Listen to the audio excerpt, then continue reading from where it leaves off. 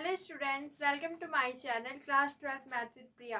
आज हम देखने वाले हैं समाकलन अध्याय जो हमारा चैप्टर नंबर 7 है, इसका हिंदी मीडियम में इंट्रोडक्शन यानी कि परिचय। तो ये जो क्लास है वो हिंदी मीडियम के स्टूडेंट्स के लिए है। यहाँ पे हम देखने वाले हैं समाकलन का परिचय। तो देखिए हमारे पास समाकलन क्या होता है। समाकलन को हम जिस चिन्ह से दर्शाते हैं वो है ये वाला चिन्ह, ये वाला साइन। इससे हम दिखाते हैं समाकलन को। जैसे कि आपको पता होगा कि अवकलन जो होता है उसको हम d/dx से दिखाते हैं। d/dx से हम किसको दिखाते हैं? अवकलन को, जहाँ पे x के सापेक्ष हम इसका अवकलन करते हैं। यहाँ पे जो ये इंटीग्रेशन यानी कि समाकलन का चिन्ह है, इसे हम कहते हैं समाकलन का चिन्ह। ये जो होता है इसको हम कहते हैं हमारा फलन यानी कि समाकल्य। इंग्लिश में इसको बोला जाता है इंटीग्रेंड। तो ये जो फलन होता है इसका ही हमें समाकलन करना होता है। और ये जो dx है ये हमें बता रहा है कि हम किसके सापेक्ष इसका समाकलन कर रहे हैं। अगर हमारे पास यहाँ पे x है तो हम इसका x के सापेक्ष समाकलन कर रहे हैं। अगर मान लो यहाँ पे होता t dt तो इसका t के सापेक्ष समाकलन हो रहा होता। अगर यहाँ पे लिखा हुआ होता d थीटा तो इसका थीटा के सापेक्ष समाकलन हो रहा होता। तो हमें कैसे पता चलता है कि किसी फलन का समाकलन किसके सापेक्ष हो रहा है? ठीक है, तो हमें पता चलता है कि यहाँ पे अगर t लिखा हुआ है तो t के सापेक्ष, थीटा लिखा हुआ है तो थीटा के सापेक्ष, और अगर x लिखा होता है तो हमारे पास x के सापेक्ष समाकलन हो रहा होता है। इस तरीके से हम दिखाते हैं समाकलन को। ये समाकलन का साइन, इसके बाद में हमारा फलन यानी कि फंक्शन, और जिसके सापेक्ष समाकलन हो रहा है उसको हम इस तरीके से दर्शाते हैं। अगर आप किसी भी फलन का, किसी भी फंक्शन का अगर आप समाकलन यानी इंटीग्रेशन करते हो तो आपके पास कोई दूसरा फलन मिलेगा। जैसे कि हमें यहाँ पे मिला f(x), ठीक है, स्मॉल f(x) का किया तो हमें कैपिटल f(x) मिला। अगर हमारे पास ये जो समाकलन है वो निश्चित समाकलन है, ठीक है। समाकलन दो प्रकार का होता है, निश्चित समाकलन और अनिश्चित समाकलन। अगर ये निश्चित समाकलन है तो यहाँ पे आएगा c, और c को क्या बोला जाता है? समाकलन का अचर यानी समाकलन का कांस्टेंट। ये जो होता है इसको हम कहते हैं c, और ये जो होता है समाकलन का अचर होता है, कांस्टेंट होता है। मतलब इसका जो मान है वो अलग अलग के लिए हम क्या कहेंगे, वैल्यू इसकी जो होती है वो c ही रखते हैं, ठीक है। तो यहाँ पे निश्चित समाकलन में c का प्रयोग होता है, लेकिन अगर अनिश्चित समाकलन है तो c का प्रयोग नहीं होता है। आपको ये c कब लगाना है? जब निश्चित समाकलन हो रहा हो, और कब नहीं लगाना है? जब अनिश्चित समाकलन हो रहा हो। तो अगर हम किसी भी फलन का समाकलन करते हैं तो हमें कोई और फलन मिलेगा, और फिर हम क्या लगा देंगे? समाकलन का अचर यानी कि समाकलन का कांस्टेंट। ये है हमारे पास समाकलन का साइन, उसके बाद में फंक्शन, और जिसके सापेक्ष हम कर रहे हैं उसका साइन। और हमने देखा कि c कब कब लगाना है और कब कब नहीं लगाना है। समाकलन के गुणधर्म देख लेते हैं, यानी कि प्रॉपर्टीज ऑफ इंटीग्रेशन। इंटीग्रेशन की जो प्रॉपर्टी होती है, समाकलन के जो गुणधर्म होते हैं, वो हमें बताते हैं कि हमें किस तरीके से समाकलन करना होता है। अगर आपके पास ऐसा आ जाए कि हमें d/dx यानी कि अवकलन और समाकलन का जो साइन है वो दोनों दिया हुआ हो, तो आप उसको किस तरीके से हल करेंगे? इसके लिए हमारे पास ये जो है गुणधर्म है, ये क्या कहते हैं कि अगर d/dx यानी कि अवकलन और इंटीग्रेशन का साइन यानी कि समाकलन अगर एक साथ होते हैं तो वो एक दूसरे को काट देते हैं, एक दूसरे को हटा देते हैं, और हमारे पास केवल हमारा फलन मिलता है, केवल हमारा फंक्शन मिलता है। देखिए अगर आपके पास ऐसा लिखा हुआ आता है d/dx और उसके बाद में यहाँ पे समाकलन का चिन्ह, तो आप क्या करोगे? जो हमारा फंक्शन है, जो हमारा फलन है, उसको ही आप यहाँ पे लिख दोगे। जिस तरीके से हमने यहाँ पे लिखा d/dx, इसके बाद में इसका साइन, और x² है तो हमने इससे इसको काट दिया और हमारे पास क्या केवल क्या मिला? x² मिला। तो ये है हमारे पास जो पहला गुणधर्म है वो। अब दूसरा गुणधर्म यहाँ पे देखिए, अगर आपके पास d/dx और उसके बाद में समाकलन का चिन्ह, उसके बाद में यहाँ पे कोई फलन दिया हुआ है, और ये बराबर दिया हुआ है किसके? d/dx फिर समाकलन का चिन्ह और दूसरे फलन के, यानी कि यहाँ पे d/dx और इंटीग्रेशन, फिर d/dx और इंटीग्रेशन अगर आपके पास है तो ये आप गुणधर्म आपसे क्या कहता है कि यहाँ पे देखिए, इससे ये जो डी बाई डी एक्स है वो इंटीग्रेशन से कैंसिल हो जाएगा, और ये जो डी बाई डी एक्स है वो भी इंटीग्रेशन से कैंसिल हो जाएगा।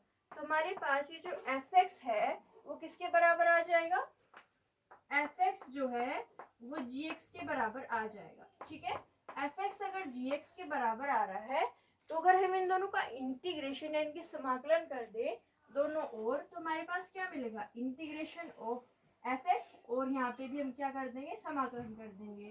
तो ये जो दोनों वैल्यू है, ये दोनों मान एक दूसरे के बराबर होते हैं, या हम कहें कि समाकलन अगर हम फंक्शन एफ एक्स का कर दें और समाकलन अगर हम जी एक्स का कर दें तो वो एक दूसरे के समतुल्य होते हैं, वो एक दूसरे के क्या होते हैं, समतुल्य। ठीक है, यहाँ पे हमने क्या कहा, एक बार फिर से देख लीजिए। हमने कहा कि अगर डी बाई डी एक्स और यहाँ पे समाकलन का चिन्ह है, यहाँ पे भी डी बाई डी एक्स और समाकलन का चिन्ह है, तो अगर हम इन दोनों फंक्शन को ले, इन दोनों फलन को ले, तो ये जो फलन है उनका मान बराबर हो जाएगा, कैंसिल हो जाएगा हमारे पास यहाँ पे डी बाई डी एक्स और इंटीग्रेशन, और अगर फिर से हम इंटीग्रेशन कर दें तो ये दोनों मान क्या होंगे, समतुल्य होंगे। अगला जो हमारे पास गुणधर्म है वो है कि अगर आपके पास समाकलन बाहर लगा हुआ है और आपके पास कोई दो फलन है एफ एक्स और जी एक्स, उनके बीच में प्लस का भी साइन हो सकता है और माइनस का भी साइन हो सकता है, तो हम ऐसे फलनों का किस तरीके से समाकलन करते हैं, तो हम क्या करते हैं, हम पहले इस वाले चिन्ह को इसको देते हैं, यानी समाकलन हम एफ एक्स का करेंगे, और उसके बाद में प्लस या माइनस का चिन्ह लगा के हम समाकलन कर देंगे दूसरे फलन यानी दूसरे फंक्शन का। तो इससे हमें क्या पता चल रहा है, इससे हमें पता चल रहा है कि जो समाकलन है वो दोनों फलनों में बट जाएगा, पहले इसको भी मिलेगा और इसको भी मिलेगा।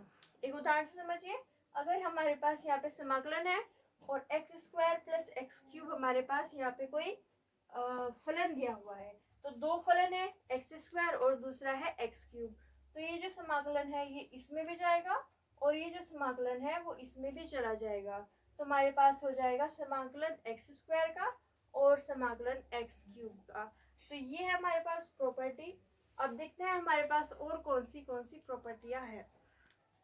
अब हम देखते हैं कि हमारे पास जो नेक्स्ट गुणधर्म या जो नेक्स्ट प्रॉपर्टी है वो क्या क्या है। तो ये जो है हमारे पास ये ऐसी प्रॉपर्टी है, अगर आप इनका अच्छे से समझ लेते हैं तो क्वेश्चन करना आपके लिए बहुत ही आसान हो जाएगा।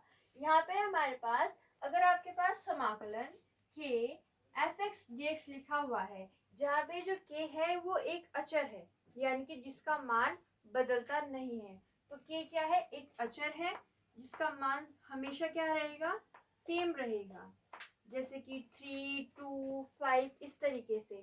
अगर आपके पास के है तो हम क्या करेंगे, हम के का समाकलन नहीं करेंगे और के जो है वो इंटीग्रेशन से समाकलन से बाहर आ जाएगा, तो हम क्या करेंगे, के को बाहर कर देंगे और समाकलन हमारे फलन का करेंगे।